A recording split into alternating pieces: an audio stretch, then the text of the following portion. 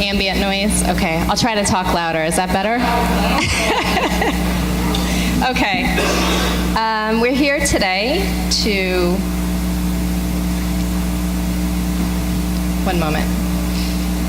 Forgot the case numbers. For a public information session for case numbers 17E0459 and 17G0460, which is proceeding on the motion of the Commission as to the rates, charges, rules, and regulations of Central Hudson Gas and Electric Corporation for electric service.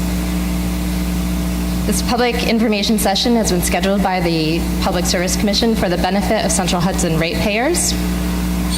We, as I said before, are the administrative law judges assigned to this case. We will be presiding over the public information session as well as the public statement hearing that will follow. Today, I'm here to give you just a brief overview as to the procedural process that's involved once a rate filing has been made at the department. After our overview, representatives from the company will be here to give you a brief presentation as to the company's filing, the rates, approvals, and authorizations that it seeks, as well as the reasons why. The company's presentation, we've asked to limit to about 20 minutes, which should give us some time after both presentations to have a question and answer session before our public statement hearing. The public statement hearing will be where you can come up and present your statements to be included into the record. This is just an information session, so questions and answers, try to limit your statements to that. We'll end about 5 minutes before 3. That will give us some time to set up for the public statement hearing. So basically, when a rate case is filed, such as Central Hudson's, the filing triggers statutory requirements, and all of the statutory requirements, the process is generally completed within 11 months of the filing. In this case, Central Hudson filed its rate papers at the end of July, which means, generally speaking, by the end of next June, the Commission will have the case before it at a regularly scheduled session for a decision. So right after the utility files its rate filing, the Department of Public Service is, a team is assembled at the department, the administrative law judges, lawyers, accountants, engineers, economists, financial analysts are all assigned within the department. The trial staff, they're all called, that team is called the trial staff, and the other interested parties will completely delve into all details of the company's rate filing. They will be required to analyze and conduct a comprehensive review of every aspect of the filing. Other parties, called interveners, may also participate in this process, and they may review all of the issues in the case, or they may choose to focus on certain issues depending on the nature of their interest. The administrative law judges, again, myself, Erica Bergen, and Michelle Phillips, we are employees of the Department of Public Service, but we must remain impartial and unbiased. We establish the deadlines for this case, we conduct the hearings, we rule on motions, and we then make a recommendation to the commissioners of the Public Service Commission. So far, we have held a public procedural conference and set a litigation schedule for this case.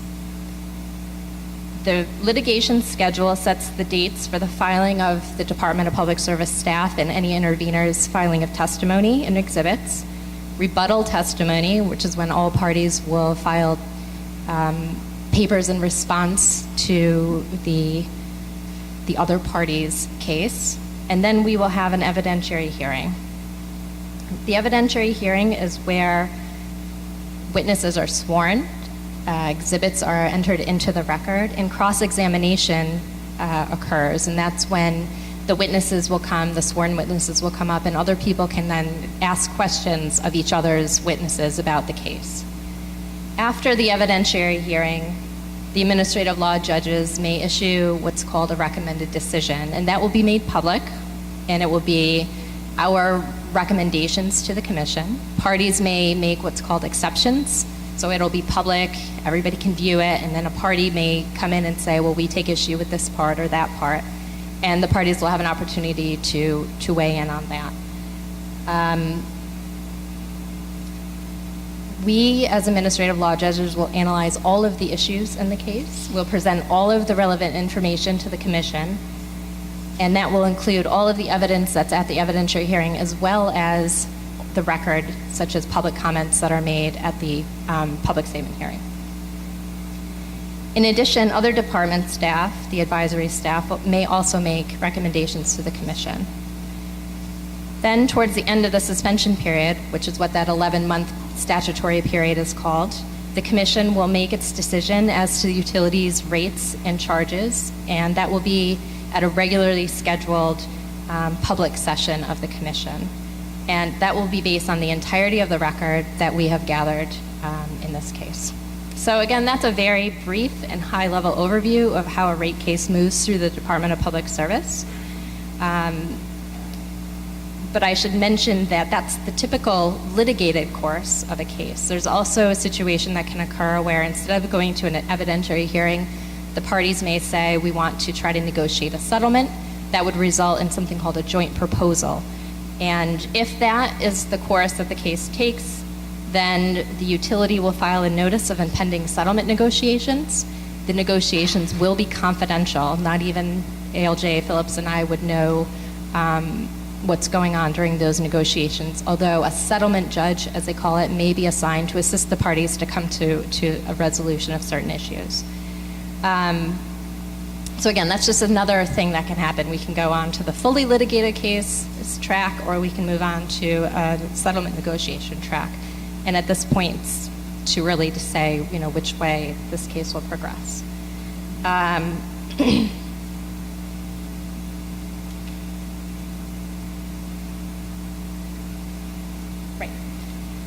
ALJ Phillips makes a good point that even if it goes to a joint proposal, we would still have an evidentiary hearing. It would be focused more on the joint proposal that occurred as a result of the negotiation. So we would have a hearing either way. It just would be a slightly different procedure.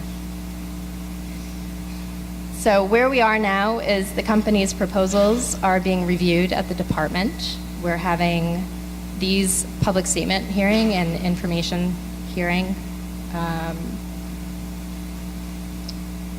sessions in Kingston today at 3 and at 7, and then next week we will be in Newburgh on the 16th. So anything that is part of the record in this case will be found on the DMM, the Document Matter Management System, which you can find by going to the Department of Public Service website, dps.ny.gov, and search using either of the case numbers, for 17E0459 or 17G0460. So that's all that I have to say. Michelle, would you? No. Does anybody have any questions? Okay, so I will turn it over to Central Hudson representatives. I believe that's Anthony Campigiorni.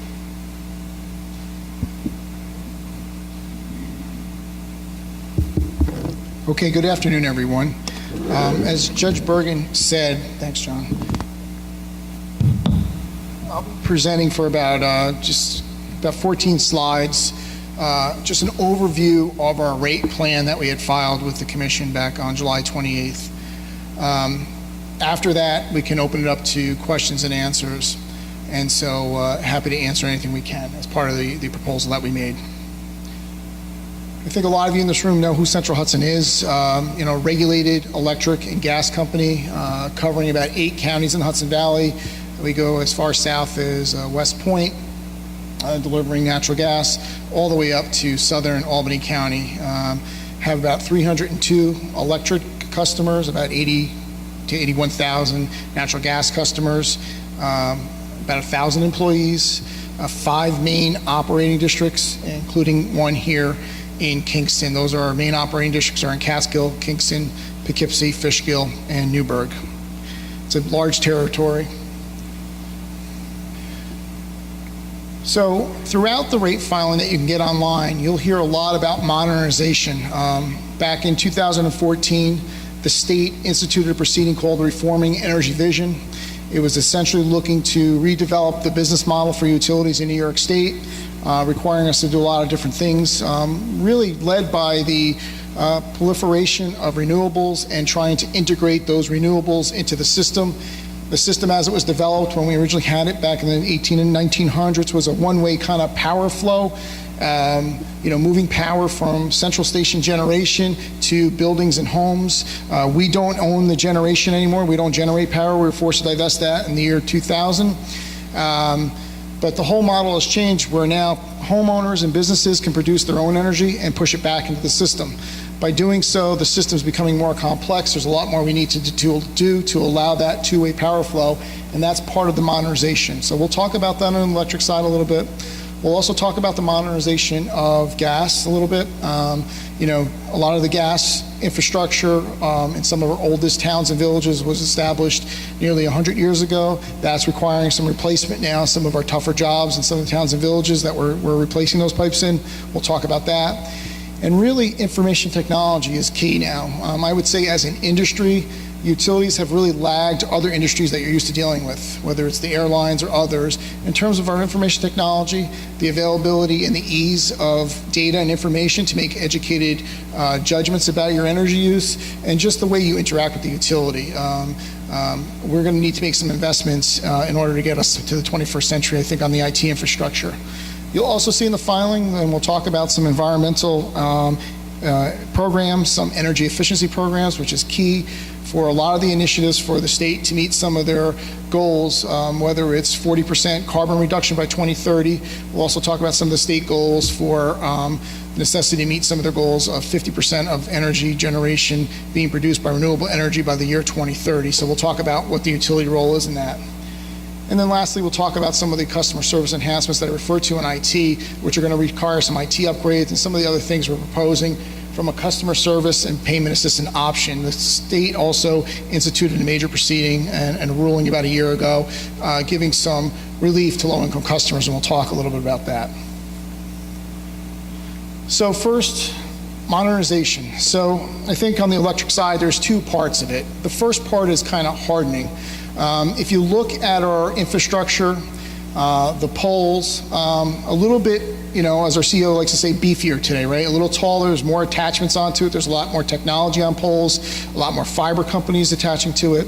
I will also say the infrastructure is becoming heftier to become more resilient for storms. After kind of the storms of Superstorm Sandy, Tropical Storms Lee, Irene, our system was battered a little bit, and I think the governor at that point wanted to ensure that the utilities were building a more resilient system. And so as part of that was kind of hardening that, replacing some of the old infrastructure.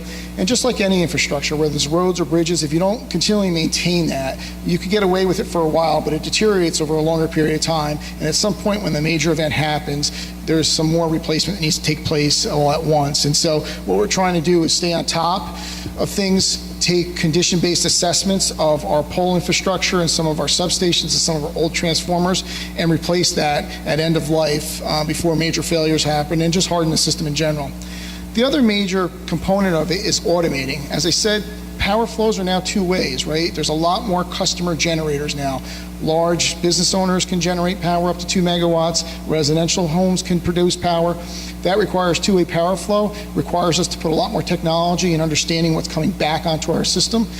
The other thing we're doing with technology is a lot more communications infrastructure, a lot more kind of switching for quicker restoration of power with kind of alternate load transfer switching on our system to really, one, identify where outages are, and then two, be able to switch that automatically without the necessity of people going out. And so the grid is becoming smarter on the utility side, and that's an evolution that's starting to take place and will be done over a multitude of years.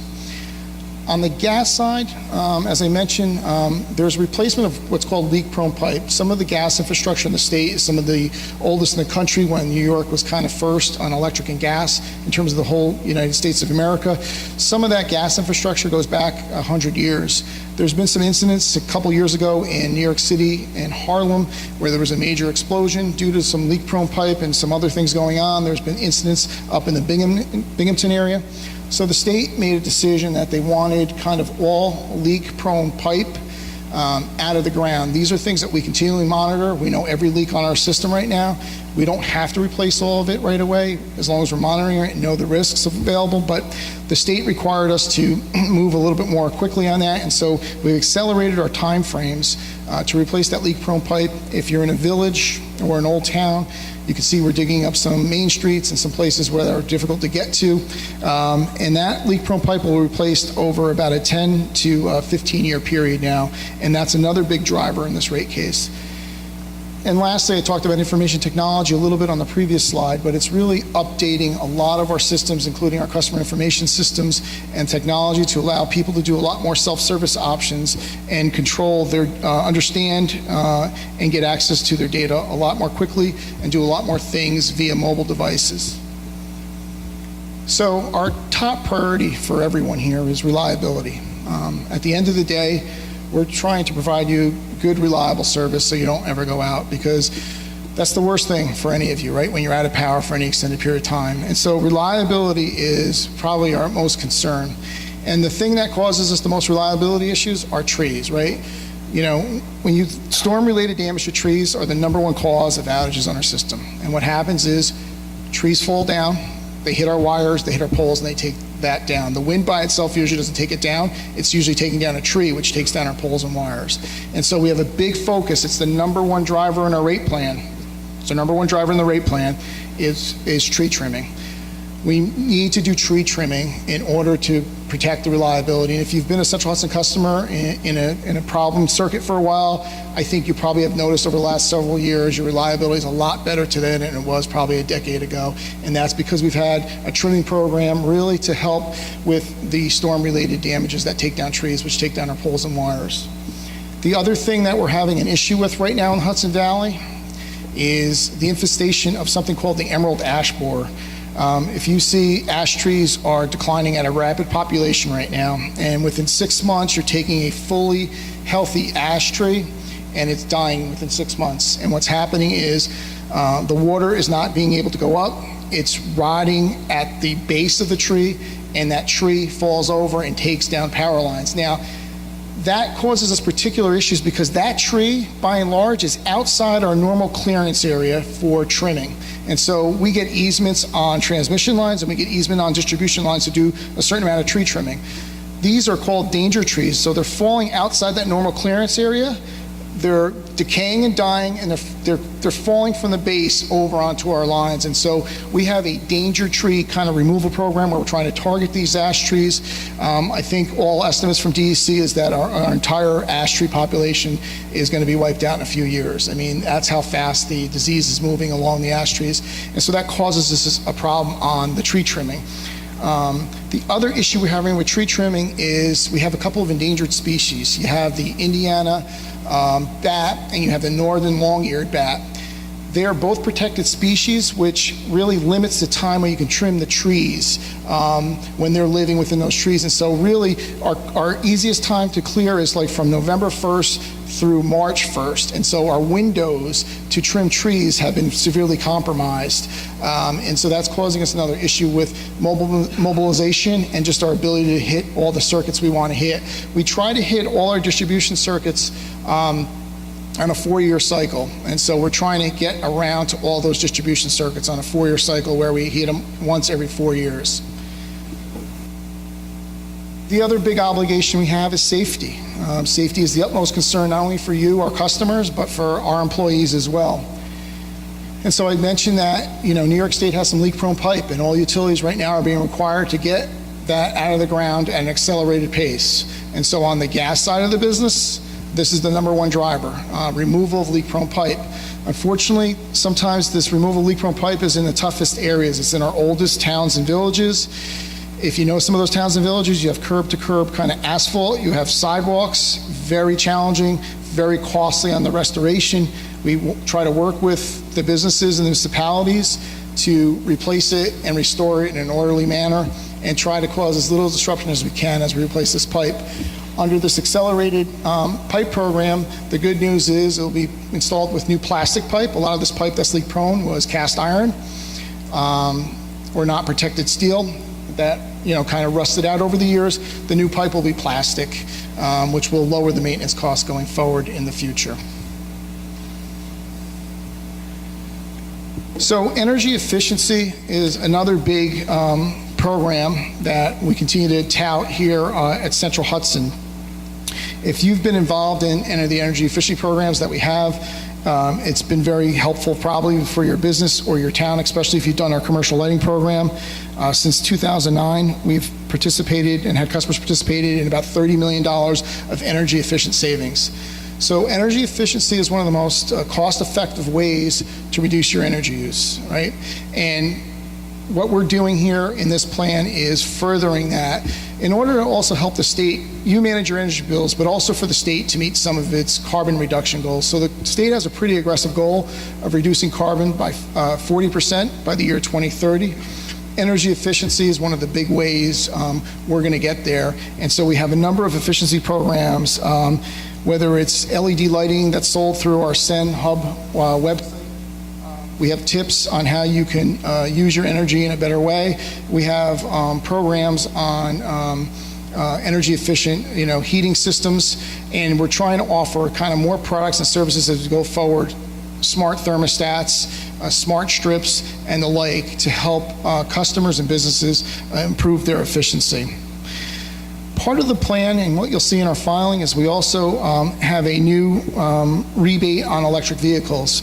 If you're going to reduce carbon, you're going to have to tackle the transportation sector. New York State has actually a pretty clean electric generating fleet. We're blessed with great hydro upstate from Niagara Falls. We have a couple of emission-free nuclear plants. There are windmills upstate as well. And so the generation sector has gotten a lot cleaner. There's no more oil left in the New York State generating sector. It's natural gas now, and some of those other renewables. But the one thing that uses the most carbon in New York now is the transportation fleet. And so the electrifying of the transportation fleet is important. Again, in order for New York to meet some of its carbon reduction goals, they're going to have to go after electric vehicles. We have a proposal within the plan to offer rebates on electric vehicles of $1,250, and that will be in addition to some of the rebates that you get from the federal and state level as well. I mentioned the enhancement of kind of IT and customer services. We launched a new website called Sen Hub about a year and a half ago. On that website, you can get more information about your energy usage, get energy tips. You can buy products and services. We sell LED light bulbs for $1 often, having specials. You can get Nest thermostats, ecobee thermostats, smart strips. And so that's a big part of what we're trying to do. We're actually trying to get that more customized and personalized to you as a customer, understanding your usage. We're offering, if people want, on an opt-in basis as well on that Sen Hub website, the ability to get what we would call an AMI meter, an advanced infrastructure meter, where you can get a lot more granular data on your usage, and you can take that data and that understanding your usage a little bit better to make choices that work for you. In addition to that, our whole IT infrastructure needs to be a little bit more responsive to your usages on tablets and mobile phones. A lot of our new customers don't want to call our contact center anymore. They want to be able to initiate or terminate service through a mobile application. So we're offering a lot more of that kind of usage going forward, and having a lot more that can be done through mobile applications. We have to offer more things of how people are used to using their phones and their tablets to do. The other thing we like to do is offer a no-fee credit card payment. You go to a convenience store today, a deli, you can buy a cup of coffee for 99 cents on your credit card. Right now, you cannot pay your utility bill without an additional charge by using a credit card. And what we want to do is, we think this is all part of kind of the modernization of the utility and being able to use your credit card to pay your utility bill with no fee. And so that's another thing we're going to do. Lastly, we want to protect your personal information. And so on a daily basis, we're now subject to hacking and attacks. We do have some information on customers in terms of social security numbers sometimes, driver license numbers. And so to the extent we have personal information that if it got into the wrong hands would violate your privacy. We're making efforts to really enhance our cybersecurity efforts because like every business, there's constantly people out there and bad actors trying to get access to customer information. So another large driver of the rate plan is part of the customer outreach. And so what the state had done last year with a low-income order was essentially double the size of the programs in terms of assistance for low-income customers. It really took the pool of population from about 12,000 low-income customers and expanded it. And it's out there to set the energy burden for low-income customers at about 6% of their household income, and making sure that customers don't exceed 6% of their household income towards their energy or utility bills. And so there's an increase in here that we have phased in, starting on November 1st with the HEAP, which is the Home Energy Assistance Program, right? I should know that more. Home Energy Assistance Program starts on November 1st, that cycle, and so we have that program kind of tied to that. We have a phase-in approach to it, and there's an increase of about $4.4 million in the first rate year for an increased payments to low-income customers through that program. And so we've worked with the commission had an order go out. We had an implementation plan which was accepted, and that will be part of enlarging the payment assistance programs for low-income families and one of the major drivers. So we continue to make progress on our environmental cleanup. We inherited what was called manufactured gas plants back in the day, before the advent of natural gas, where they used to take coal, heat it up, and produce gas. We had several sites in the Hudson Valley. We're cleaning up our last site along the river in Poughkeepsie. It's our largest cleanup, but it's our last one. We've had a lot of success in Catskill and Kingston and Newburgh, cleaning up those sites, restoring them to their original state. And so we have our last facility right under the walkway over the Hudson. If you're familiar with the walkway over the Hudson, there's a facility right below it near one of our substations that will be cleaning up onshore, but also into the river, dredging some of the material, some of the byproduct from manufactured gas plants. The good news here is after we're done with this cleanup, we're probably the first utility in the state to be done with their manufacturing gas plant cleanup, and we'll be done with that and restoring it. And then we'll work with local stakeholders, just like we do in all the other municipalities, to see what kind of use they would like for that waterfront property. So we work with the city, the counties, other not-for-profit agencies. So we're working with Dutchess County here, the city of Poughkeepsie in this last site, working with Scenic Hudson, walkway over the Hudson, the Turtles Museum down Poughkeepsie Riverfront, to figure out uses post-cleanup. And that cleanup should take us a couple of years to complete. We're going to continue our economic development support. I think if there's any regional steward for economic development help and activity in this region, it is Central Hudson. We've provided $13 million to support existing and new businesses since 2003.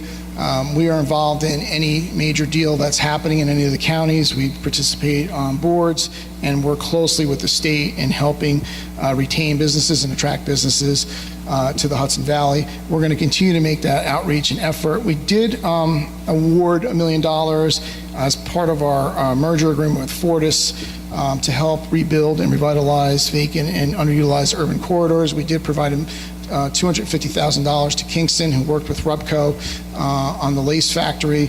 They finished their piece of it. We're working right now with UPAC to get their piece finished, and then working with the mayor here in Kingston to finish the last piece of their project along the city street on Cornell. So sustainability, a big issue for probably a lot of people in this room, and for us in utilities in New York State at this point. We have a lot of state policies. I mentioned 50 by 30, 50% renewable energy by the year 2030, 40% carbon reduction by 2030. We have some of the most aggressive goals in the country. There's some investments that are going to be made. Like I said, the system and the grid has to get smarter. There's also some upgrades if you really want to unlock the potential of renewables upstate. You have a real divide in New York State. Upstate generates most of the power, and I'm talking upstate, I'm taking north and west of Albany. Downstate, New York City, Long Island, the lower Hudson Valley use most of the energy, so there's a real disconnect. There's two ways to handle it. One, is have more in-zone generation where they need it. So more in-zone generation in New York City, Long Island, Lower Westchester. Very hard to cite it, very hard to get it approved. The other way to do it is transmission. Getting that renewable power, the wind off of the Finger Lakes, the hydro out of Niagara Falls in Canada, and getting it down into the areas where you need it. So you can either deal with it on the transmission or the generating side. And I think there's going to be a combination of both of those things needed in order to make it happen. But there certainly has to be some transmission upgrades as we move forward, and that's part of it. We also talked about preparing for a future of EVs. We are also going to have to make some upgrades as EVs and other beneficial electrification comes onto the system more, and so we're preparing on that as well. And then just the renewables. We're starting to see state policy shifting from going from rooftop solar on residential homes to larger scale, which we support. We think is actually, from a policy perspective and a cost perspective, the smarter way to go about it. Those investments require a lot more of interconnection costs and a lot more upgrading to some of our critical infrastructure like substations, and so we're investing in all that in order to align with the energy future that New York has. The biggest impact is bills. At the end of the day, I told you reliability is one of our greatest concerns. The other is the affordability of the energy bill. We understand it's a vital service that we provide, and so what we've done in this rate case is we've taken the cost and we've looked at it, and we've tried to moderate it with bill credits that we have available to moderate the bill. And so in this rate filing, as you read it, you'll see that we are suggesting that there's about a $4.19 per month increase on electric residential bills using the moderation that we have available. And on the natural gas side, about 18 cents a day, or $5.54 for a 4.7% increase.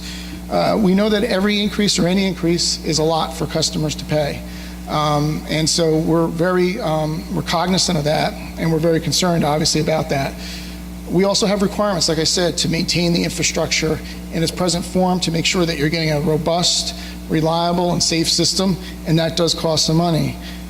When we think about, our bill, we put some comparisons on a daily basis to a gallon of milk or a cup of coffee, which is $4.30 a day, which your electric will actually be less than that. But I also think about it in terms of some people with their cell phone bills today and how much that's costing in comparison to your electric bill or even your cable bill. The other thing I'd like to mention, I know it's very frustrating when you get your Central Hudson bill and it's a little bit larger than you like. We get the calls, our contact center gets the call, but if you can see from this graph, about half the bill we don't control. So I told you we don't generate the power anymore. You're free to go to an energy services company called an ESCO. They might be calling you once in a while to offer you their services. That's a big part of what you can do, and you don't have to purchase your power from Central Hudson. The other big piece that we don't control are the taxes and surcharges. And so when you get a bill from us, typically half the bill is Central Hudson, but we bill on behalf of those other customers, including those generators, which charge you for commodity cost. And so about half the bill is ours, and half is not. But I will tell you that state taxes and surcharges are taking an increasingly larger portion of the bill here today. And that's really to further state energy policy, right? If we've made the decision that we want to go renewable, we want to have 50% renewable energy by 2030, we want to have 40% carbon reduction by 2030, these are state policy initiatives. That costs money. So we have a clean energy fund in New York, which is $5.3 billion in the next decade. We are also funding upstate nuclear power plants, which is adding dollars onto everyone's bill right now through zero emission credits, because they don't emit, they don't have any emissions, and so state policymakers have decided to fund that as well. And so those all raise the cost of your energy bill, things that we don't control, and so this proposal will be just talking about the things that we control. So we've set up a website if you're interested in going and learning a little bit more about the proposal at centralhudson.com, Even Better Future. I think Judge Bergen had mentioned you can go out to the PSC website, put in the case number, 17E0459 or 17G0460, and get more information as well on the rate proposal to learn more about it. I think that's it for my portion of what I was going to do, and just kind of giving an overview of it. I'm happy to take questions. At 3 o'clock, there will be a public statement hearing where if you have comments that you want to make on the record, it will be open up at 3 o'clock for that. Sir? You mentioned this phrase, driver, 3 times, one under electric gas, pipe, the other rolling program, the other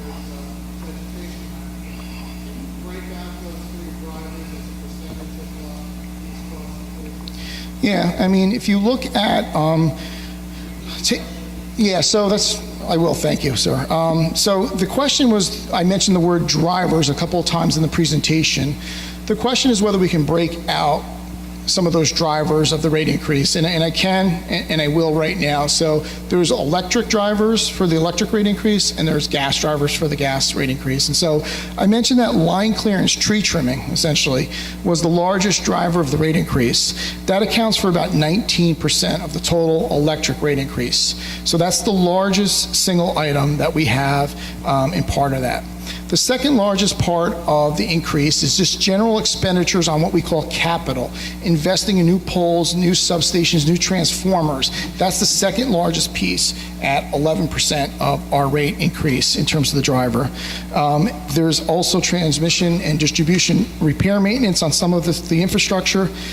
The other two drivers are IT expense. So IT, we have capital dollars that we spend and expense dollars that we spend for the IT upgrades, for our customer system information upgrades and other upgrades. That's about 5% of the increase.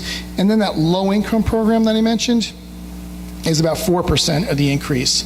There's also a cost of capital. One of the things that regulated utilities get to do in New York State is they get a return on equity. They have a capitalization formula in terms of what they own, in terms of it, and so we've asked for a greater return on equity than we have today, from 9% to 9.5%, and a greater capitalization or equity layer from 48 to 50%. That's about a 7% increase. And so you have about, I'd say, 6 main drivers in the electric business. On the gas side, you have about an equal number. The largest being is really the rate base growth in terms of the infrastructure, and that's almost exclusively driven by replacement of leak-prone pipe. That's about 21% of the increase, is the additional dollars that we're putting into to fund leak-prone pipe and getting that out of the ground. The other big ones are going to be the low-income program again, IT expense, and the return on equity are your largest increases on the gas side. Now, those are also, if you can just wait just one second, sir, those are also, if you want to go to the website, within a filing letter that I have on a policy overview. My policy overview that I put in the rate case gives you kind of a good summation of all the major requirements of our filing and the major drivers. You can even read our filing letter, which is just a couple of pages that gives you kind of a quick summation of all of that. Okay, let me just, okay, yeah, sure.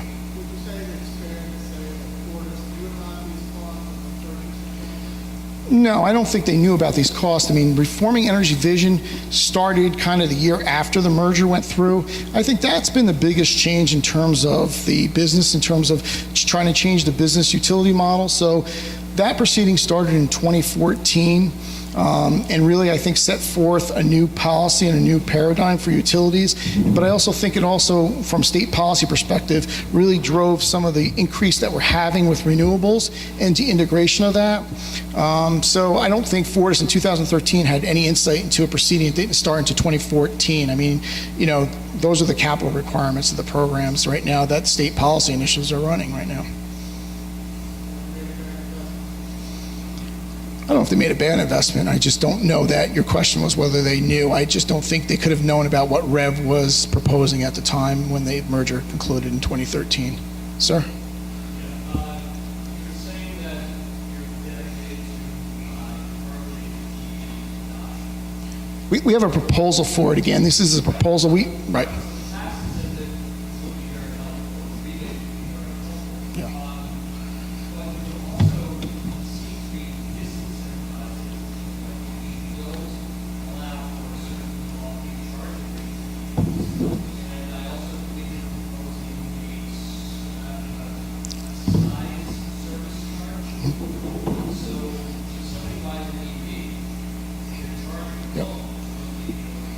Yep.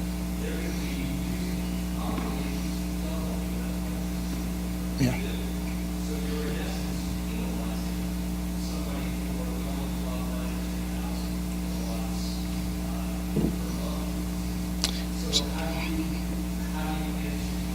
Yeah, it's a good question. So if everyone heard this question, He talked about our EV program and how we're trying to incentivize EVs, which he agrees with maybe part of this proposal, but also wants to see, aren't we penalizing people? Because as part of the proposal, he points out that we have a service size charge for large users of energy, and we don't have time of use charges. So maybe if I can deal with the time of use first, so can you not hear me, sir? Sure. I was just trying to rephrase your question a little bit, and I hope I stated that correctly. So you were concerned really about our service size charge that we have for large users of electricity and time of use charges if people go to EVs. And so what I will say are utilities in New York State are filing for time of use charges now. Required to have them. We will have them as part. We do have time of use charges today. We're coming up with maybe a more precise model or a better indicator of the value of time of use. And so time of use is really important for what utilities build to is peak load. So think about a very, very hot summer day, 95 degrees, you come home and you want to put on your AC and turn on your pool filter and all that. The system has always been built so that if you come home, we're not going to tell you you can't do that today or you're going to have a brownout. So that you build, and so utilities would build to the peak. The peak for us, we don't have a system peak anymore. We have it in very locational areas, and so you would build to, in the past, system peak. Building to a system peak so everyone can have electricity whenever they wanted costs money because, right, think about building a church for Christmas and Easter, but the rest of the year you hardly use it. It's a similar concept.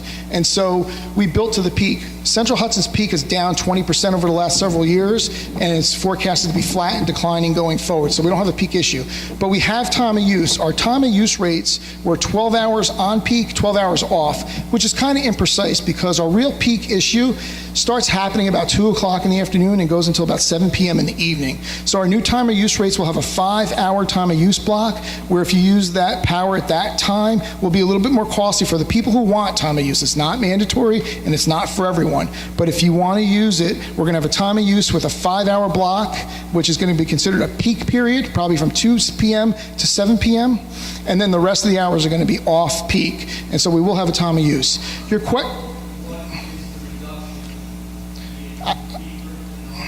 we will have that in a filing. I don't have those numbers readily off the top of my head in terms of exact charges. John, do you want to?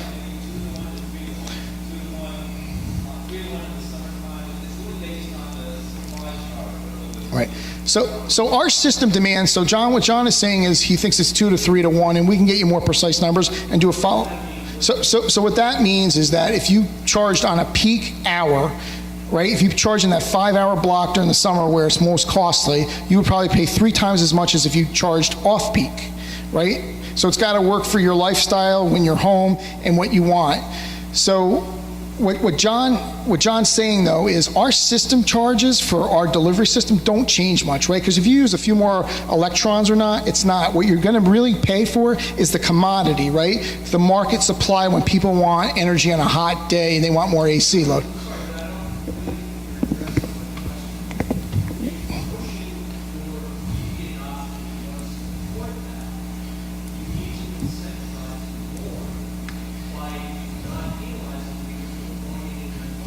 Well, right, and so you'd be paying less overnight as opposed to peak, and so that's one way to do it.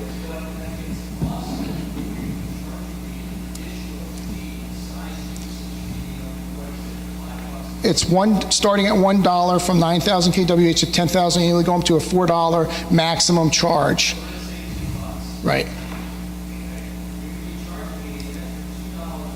Right. $2 a night, is that what you said, sir? It's $2 a month. It's a monthly charge.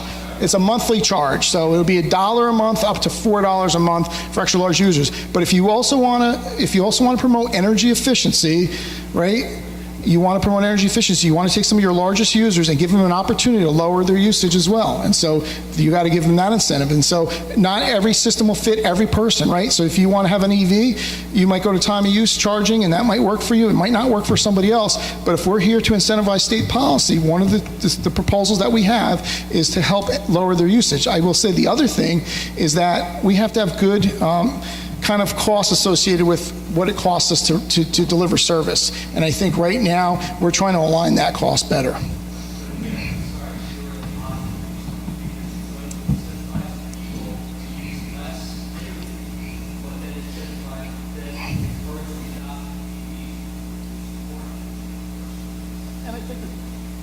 Is this done? Okay, I think that one size fits all is hard to do for everyone. I think everyone's got different requirements and different needs. Something that may work for you a little bit better might not work for someone else. It's hard to give 302,000 customers the same thing that benefits all of them equally.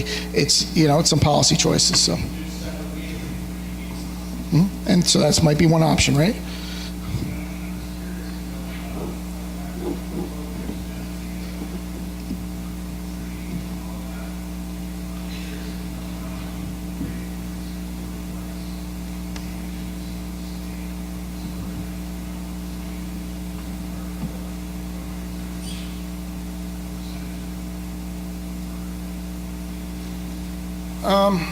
I don't have an exact percentage of that. I mean, we can go through some of the policy initiatives, which we think some of the upgrades for interconnection costs to integrate more renewables, some of the infrastructure investments we're making, which things called distribution management systems, distribution automation, some of the state policy initiatives that I think we're promoting, and energy efficiency. I don't have them added up in my head for a percentage, sir, but if you want to follow up, what we can do right after this is we can take your question and email you back if you're interested.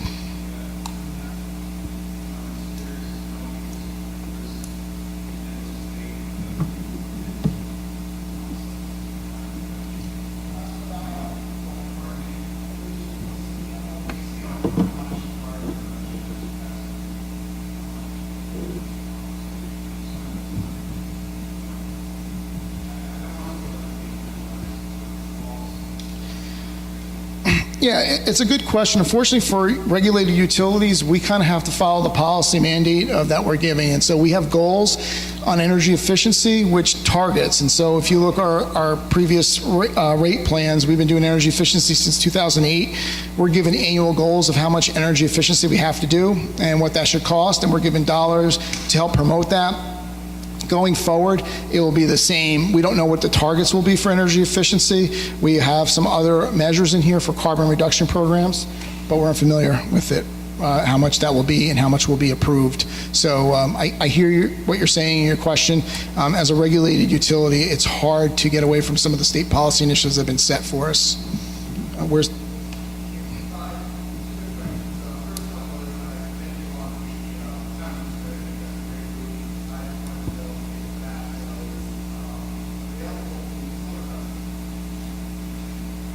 Yeah, so time of use is going to be available for solar customers. Yeah.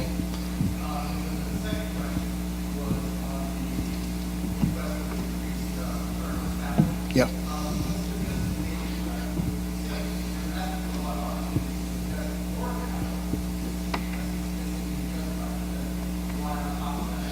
Yeah. Yeah, no, it's a good question. So we're looking at risk profiles across the country, and you look at New York and the drags that we have on penalties and things called negative revenue adjustments, and you look at New York utilities in terms of total return.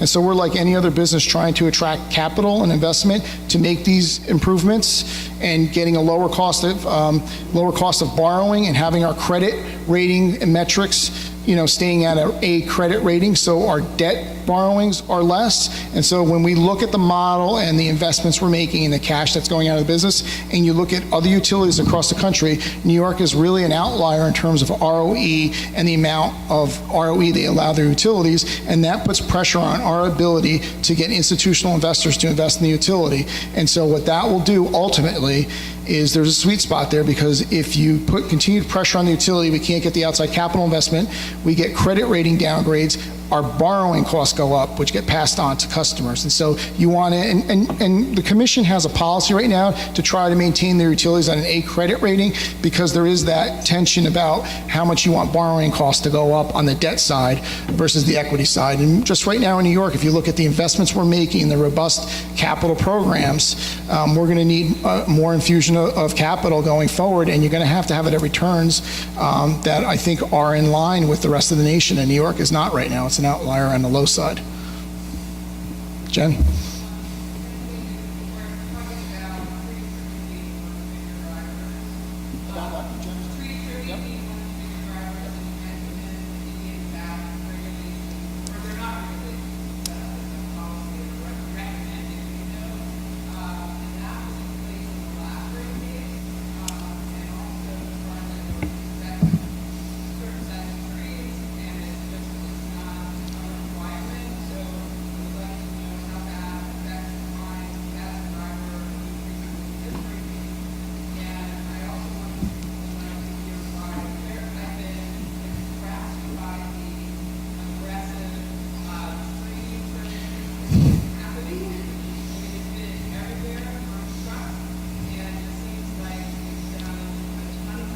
This rating that we have paid for, and so, they're all trees don't work that fast.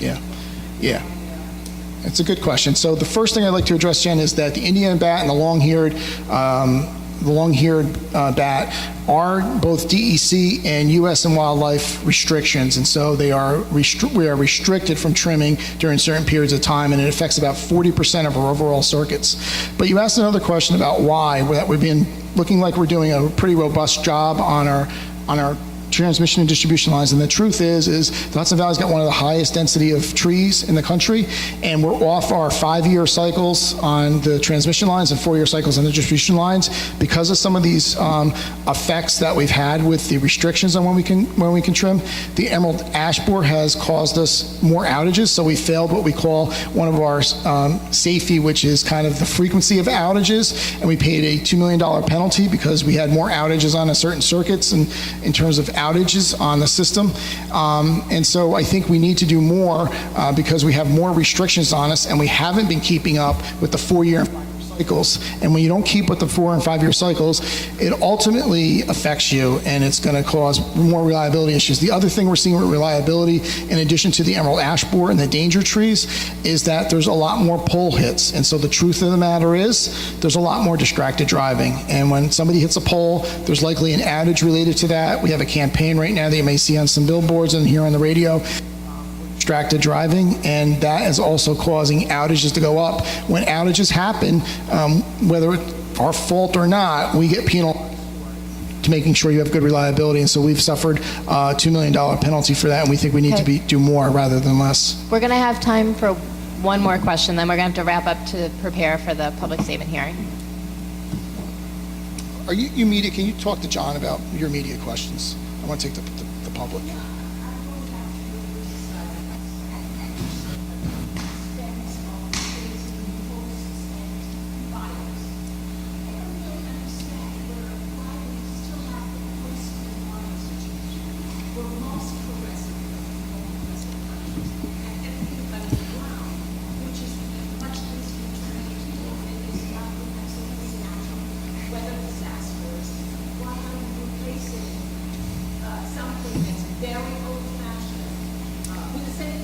Yeah, so it's a good question. So the question is, why are we replacing poles and wire? Going back to one of my first slides, why are we doing poles and wires? Most progressive societies, the women said, are putting things underground. And so you'll notice in new residential developments, we underground that. But the truth is, outages still happen underground. Let's look at the natural gas system, right? There's dig-ins for a reason. People hit facilities. And when it happens underground, often outages a lot harder to find. But the real reason is we have over 7,000 miles of distribution wires. It is prohibitively expensive. I think we did some analysis 2 or 3 years ago. It would raise your utility bill from an average cost of about $112 a month to almost $1,000 a month. Think about the digging and the requirements to put everything underground, and how now you have to attach all homes that come in from the top down below. Is prohibitively expensive. But to your point, new residential neighborhoods, when you have kind of an open field and an open landscape, are now trenching and putting, common utilities in that trench and doing it underground. So there is new ways of doing it as we move forward. It's just to go back and redo all the system is prohibitively expensive, and your reliability is pretty good. Your reliability is over 99% as it is. And so what are you willing to pay for that incremental, less than 1%? Are you willing to pay $1,000 more a month for it? And most people aren't, because at that point you can get a generator, right? And just produce your own power if you really lost it. And so you always have to do a cost-benefit analysis on how good is your power. And if your power is like, I've lost Central Hudson for 20 minutes in the past year, what is that 20 minutes worth? Is it worth burying everything in the system and causing you to pay $1,000 more or not? And for most people, our reliability is really good. It's really good. And I think most of you, now again, if you live in a very desolate street and you have a home 2 miles into the woods, you may have more outages than somebody who lives in uptown Kingston. And so, that's a personal choice some people make, but the truth of the matter is burying the system just doesn't pass much cost-benefit analysis muster. Okay. I'm out of my time, so yes, thank you very much. We're out of time for questions right now. We'll take a short break, and we'll start the public statement hearing at 3 o'clock. Thank you.